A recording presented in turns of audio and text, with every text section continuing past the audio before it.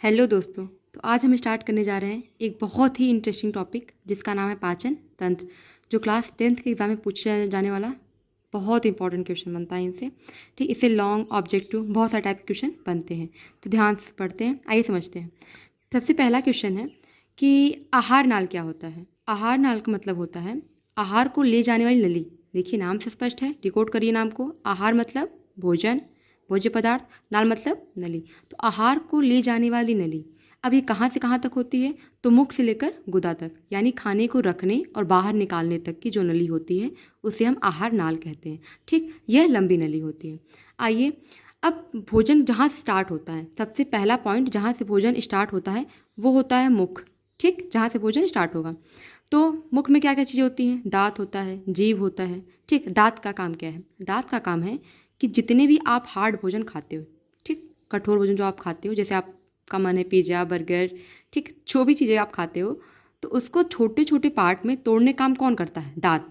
ठीक, दांत 4 प्रकार के होते हैं: कृंतक, रत्नक, अग्रचौड़क और चौवड़क। इसके बारे में हम अगले वीडियो में बता देंगे। ठीक, तो यहाँ पे दांत का काम क्या है? छोटे छोटे भागों में भोज्य पदार्थों को तोड़ना। इसके बाद क्या है? जीभ। जीभ का काम है भोजन को मुलायम करना। क्यों? क्योंकि आपकी जो आहार नली है या फिर आपकी जो ग्रास नली है, इसकी जो परतें होती हैं बहुत पतली होती हैं, बहुत सॉफ्ट होती हैं। ठीक, इस टूट ना जाए, फट ना जाए, इस वजह से भोजन को पहले मुख में क्या कर दिया जाता है? उसको मुलायम कर दिया जाता है। इसके बाद आता है मेन पॉइंट, लाला ग्रंथि क्या होता है या फिर लार ग्रंथि क्या होता है।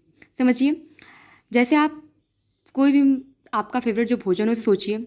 ठीक, मन में सोचिए उसे। आपके मुंह में लार आता है ना कि हाँ भाई बड़ा अच्छा था, ऐसा वो था। तो लार जो टपकता है वो कहाँ से आता है? वो आता है लार ग्रंथि या लाला रस से। ठीक, इसी लाला रस को हम क्या कहते हैं? लार भी कहते हैं।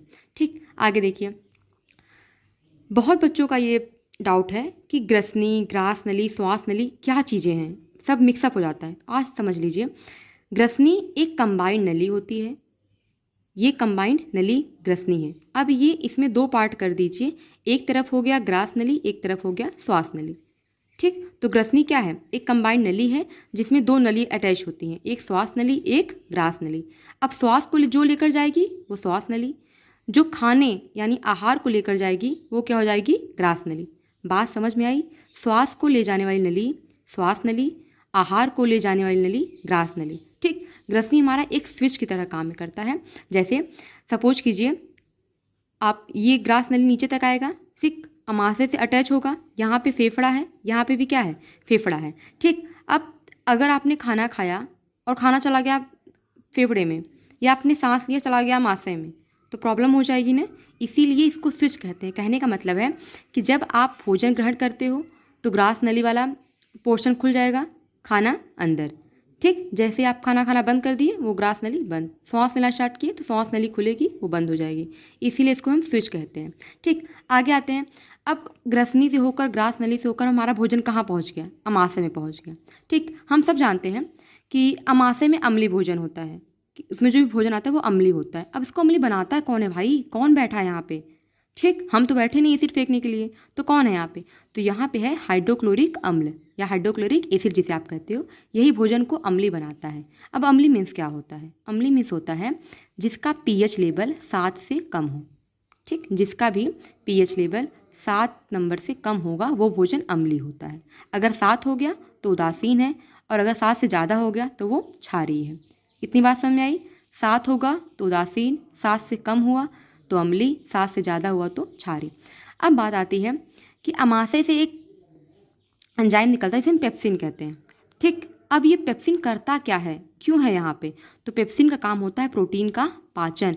बहुत बार ऑब्जेक्टिव टाइप में क्वेश्चन पूछे गए हैं, जॉब में पूछे जाते हैं आजकल ये क्वेश्चन कि पेप्सिन का काम क्या होता है। तो पेप्सिन का काम होता है प्रोटीन का पाचन, यानी अमाशय में ही जितने भी हमको प्रोटीन मिलते हैं वहाँ का पाचन हम लोग स्टोर कर लेते हैं, वहाँ से हमको प्रोटीन वहीं पे मिल जाता है। ठीक, अब अमाशय के बारे में थोड़ा जान लेते हैं। अमाशय सबसे चौड़ा भाग होता है। अमाशय इस पूरे पाचन तंत्र में सबसे चौड़ा भाग किसका होता है? अमाशय का होता है। फिगर में देख लीजिए, वहाँ पे चौड़ा भाग आपको दिख रहा होगा।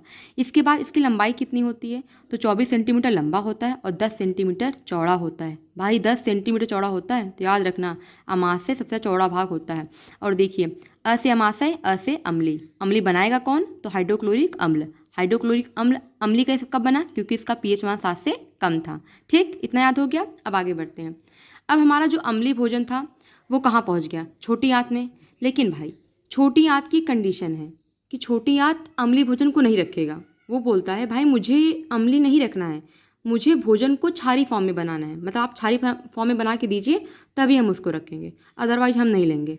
ठीक, तो अब दिक्कत आती है, अब क्षारी बनाए कौन। तो छोटी आंत से ही नीचे कनेक्ट होता है हमारा एक पित्ताशय, फिगर में आपको दिख रहा होगा। ठीक, यकृत में ही रहता है पित्ताशय। ठीक, अब ये यकृत निर्माण करता है पित्त रस का। ध्यान से सुनिएगा, बहुत कन्फ्यूजिंग क्वेश्चन है। पित्त रस का निर्माण यकृत करता है, लेकिन पित्त रस को स्टोर यानी रखता कौन है, इसको स्टोर कौन करता है, तो वो पित्ताशय करता है। ठीक, समझ में आया। पित्त को स्टोर कौन करेगा, पित्ताशय, और पित्त रस निकालेगा कौन, तो वो यकृत निकालता है। ठीक, यही पित्त रस है जो भोजन को क्षारी बना के मैंने मदद करता है। यानी जैसे जैसे भोजन अमाशय से होकर यहाँ पहुँचेगा वैसे वैसे पित्त रस उसको क्षारी बनाकर छोटी आंत में भेज देगा कि ले भाई तुम्हारी कंडीशन कंप्लीट हुई। ठीक, तुम्हारी बात मान ली है। इसके बाद अब यकृत के बारे में पढ़ लेते हैं। तो यकृत में एक हिपैरिन नामक पदार्थ होता है। अब इसका काम क्या है, हिपैरिन नामक जो पदार्थ होता है यह ब्लड को जमने से रोकता है, रुधिर को जमने से रोकता है। ठीक, और यही बात नेक्स्ट जो हम बता चुके हैं कि पित्त रस को क्षारी बनाने में मदद करता है। ठीक, आगे देखते हैं अब छोटी आंत। अब देखिए छोटी आंत से यहाँ पे कौन कौन चीज़ आपको कनेक्ट हुई दिख रही हैं। एक तो आपको ये दिख रहा होगा अमाशय कनेक्ट है, दूसरा आपको दिख रहा है बड़ी आंत कनेक्ट है, नीचे आपको दिख रहा होगा यकृत कनेक्ट है, और यहाँ पे दिख रहा होगा अमाशय। यानी 4 चीज़ें कनेक्ट होती हैं छोटी आंत से। ठीक, बहुत बड़ा काम करता है यहाँ पे छोटी आंत, और इसका पूरे पाचन तंत्र का सबसे प्रमुख अंग भी होता है, क्योंकि सबसे ज़्यादा चीज़ें कहाँ पाचन होती हैं, वो छोटी आंत में। ठीक, अब छोटी आंत को और किस नाम से जानते हैं, तो छोटी आंत को हम क्षुद्रांत नाम से भी जानते हैं। ठीक, ये कितने सेंटीमीटर लंबी होती है, तो 6 से 8 मीटर लंबी होती है। ठीक, तब मैगी के आकार का चे सब बने रहेंगे। ठीक है, और ये आपसे पूछा जा सकता है कि शरीर में सबसे बड़ी ग्रंथि कौन सी होती है, तो आपको याद रखना है छोटी आंत होती है। चलिए, अब ये स्थित कहाँ होता है, तो ये डायाफ्राम के जस्ट पीछे स्थित होता है, आपको फिगर में दिख रहा होगा। ठीक, चलिए आइए अब बताते हैं। अब इससे एक वर्ड और कनेक्ट है जिसका नाम है अग्नाशय। ठीक, अग्नाशय क्या का काम करता है, अग्नाशय काम करता है एंजाइम्स को निकालने का। क्या निकालेगा, एंजाइम्स। जैसे ही भोजन या छोटी आंत में क्षारी बनकर आ गया, अब अग्नाशय टूट पड़ेगा कि भाई अब मेरी बारी, तो ये जितने भी अपचित भोजन होते हैं उनको क्या करेगा, तोड़ देता है। ठीक, किसकी मदद से, एंजाइम्स की मदद से। ठीक, अब ये भोजन को क्षारी बना है जो आया है उसको क्या करेगा, तोड़ने में मदद करेगा। किस आकार का होता है, तो सी के आकार का होता है। यकृत और अमाशय के ठीक पीछे स्थित होता है, जैसा कि आपको फिगर में दिख रहा होगा। जो पत्ती नुमा दिख रहा है ना, वो अग्नाशय ही है। ठीक, अब आइए किस कलर का होता है, तो गुलाबी, लड़कियों का फेवरेट कलर भाई गुलाबी। ठीक, और कैसा होता है, तो कोमल होता है, सॉफ्ट होता है। ये किसी लड़की का नाम नहीं है, ये सॉफ्ट होता है, मतलब मुलायम होता है। ठीक, अब अग्नाशय क्या है, क्या है अग्नाशय, तो अग्नाशय क्या है, एक ग्रंथि है। ठीक, इसके बाद जैसे हमने पढ़ा कि यहाँ पे हमारा छोटी आंत सबसे बड़ी ग्रंथि है, तो दूसरे नंबर पे कौन आता है, दूसरे नंबर पे सबसे बड़ी ग्रंथि अग्नाशय ही आती है। ध्यान रखिएगा, सबसे बड़ी ग्रंथि छोटी आंत, उसके बाद अग्नाशय। ठीक, इसके बाद देखिए अब छोटी आंत से एक और चीज़ कनेक्ट है जिसे हम बड़ी आंत कहते हैं। ठीक, नाम भले बड़ा है लेकिन काम भाई इनके छोटे ही हैं, और आकार में भी छोटे हैं, लंबाई भी कम है इनकी। ठीक, तो बड़ी आंत को हम लोग कहते हैं वृहदांत्र। ठीक, यह काम क्या करता है, यह जल खनिज लवण का अवशोषण करता है। ठीक, और भोजन को कठोर बना देता है, क्योंकि जल का अवशोषण हो गया, इसको पचा लिया, तो अब जितने भी अवशिष्ट पदार्थ होते हैं, जितने भी वेस्ट पदार्थ होते हैं, वो किस फॉर्म में हो जाएंगे, वो कठोर फॉर्म में हो जाते हैं, हार्ड हो जाते हैं। ठीक, इसके बाद जितनी भी चीज़ें अब थोड़ी बहुत बची रहती हैं वो यहाँ बड़ी आंत में पाचन हो जाता है। इसके बाद मल द्वारा या गुदा द्वारा इनको क्या कर दिया जाता है, बाहर निकाल दिया जाता है। तो ये पूरा सिस्टम है पाचन तंत्र का, जो आपके एग्जाम में बहुत बार पूछा गया है। इसको अच्छे से पढ़ लीजिएगा, और अगर आपको ये वीडियो अच्छी लगी हो तो please like share and subscribe to my YouTube channel, और अपने दोस्तों को सेंड कर दीजिएगा। ठीक, क्योंकि वो भी पढ़ लें अच्छे से।